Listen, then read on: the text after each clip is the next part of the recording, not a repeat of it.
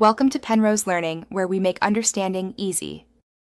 You start by confirming the iPod has enough power and a clean interface, because a drained battery or sticky controls stall everything. Plug in a known good USB cable to a charger or computer, then hold the power or menu button until the Apple logo appears. This forces a fresh boot. Once done, swipe or press the click wheel to unlock and run the initial menu. Make sure to note model-specific keys so you can navigate menus quickly without guessing. You connect the iPod to your computer and open iTunes or Finder, because syncing puts music, podcasts, and playlists on the device. Choose Auto Sync for full library updates, or enable manual management to drag specific files. Manual gives you direct control and avoids overriding.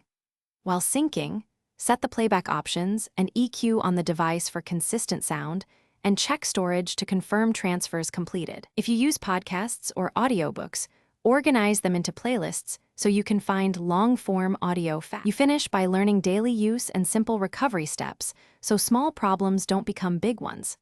Safely eject the iPod before disconnecting to prevent file errors and regularly back up your library on the computer.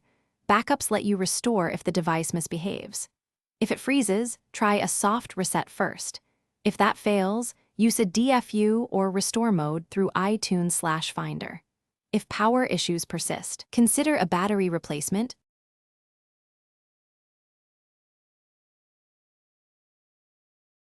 Thanks for watching. If this was helpful, leave a like and consider subscribing. See you next time.